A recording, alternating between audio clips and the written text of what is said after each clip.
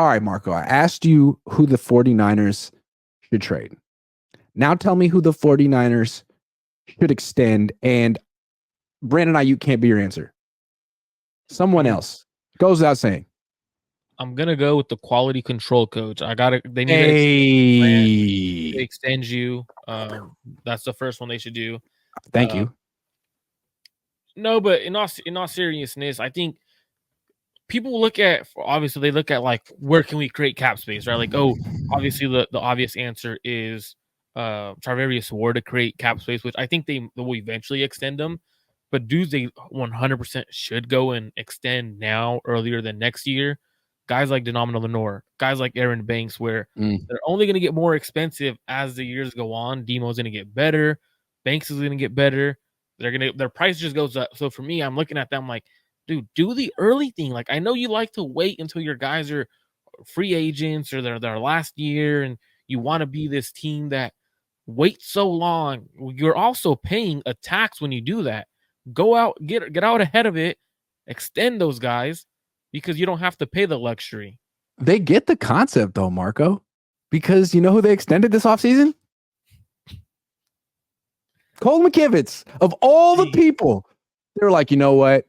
We got to keep Colton. He can't be in a lame duck season. He's too important, but not Diamador Lenor or Aaron Banks. Can you explain to me why extending Colton Mckivitz was higher on the priority list for the 49ers than those two players? I don't get that.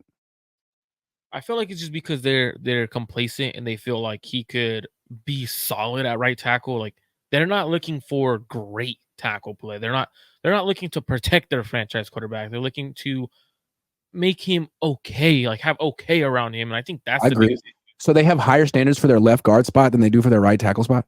I think so. Wow. I don't disagree, because they want that left side to be strong, right? That's the point of attack on 95% of their run plays. And I think if you had a legit right tackle or right side, you don't have to run to the left side 95% of the time, and teams completely just take away your left side. Like, it's terrible. Terrible. So yeah, I mean, kind of a strange choice to extend Colton Mckivitz instead of Diamador Lenor, who I feel like he's one of the better number 2 corners in the league. He can play outside, he can play inside, he can play zone, he can play man. He's a good tackler. I mean, he's not the biggest guy or the fastest guy, but he's a really good competitor. Why would you not lock him up? Yeah, that's the one that I'm like, I don't understand. Was like, this corner is going to get a lot more expensive next year. He's going to hit open market. He's going to get offers that you probably can't pay. So if you do it now, you give him a good enough guaranteed money, he's going to be like, you know what? I'm not going to risk injury. I'm going to double up and get my bag. Another guy question for you is, would you extend Hufanga? See, I think I would. Coming off an Achilles tear, I think you could probably get an all-pro safety at a discount. I know, like, all-pro in quotes, so maybe he didn't necessarily deserve that, but say what you want about Hufanga. I feel like he makes plays, and I feel like he was making plays this last year too. He gets interceptions. I like him. I don't think he'd be that expensive. I mean, I wouldn't pay him all-pro money, but $4 or $5 million a year? You think you get him for $4 or $5 million a year? No, I think he would rather bet on himself as that all pro nod. You could go in.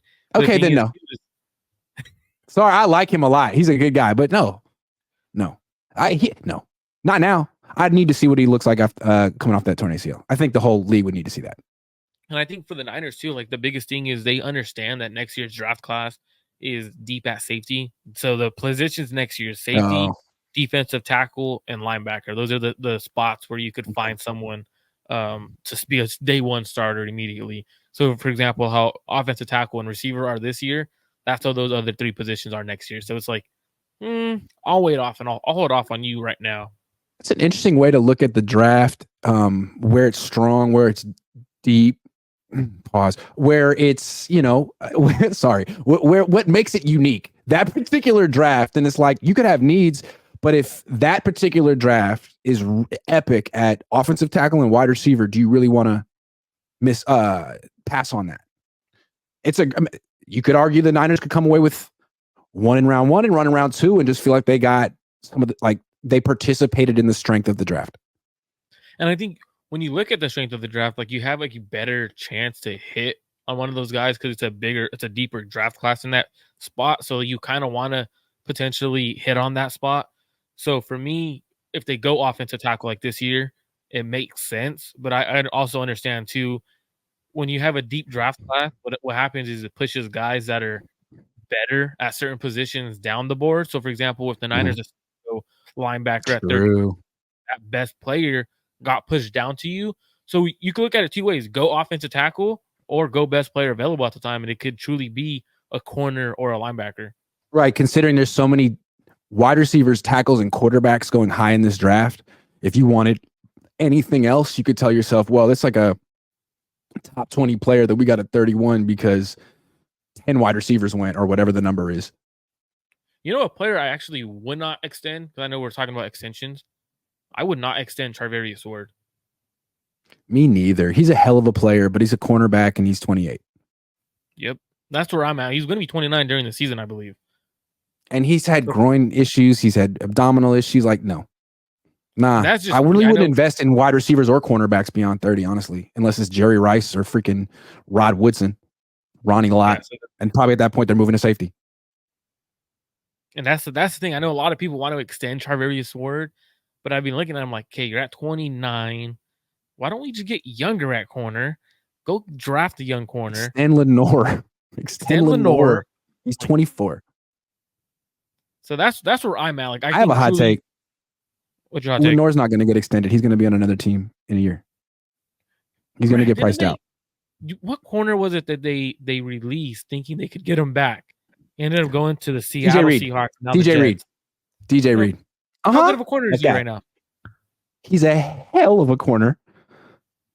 He's with Saleh, right? Yeah, he's with Saleh, and he's only 27 years old. Yeah.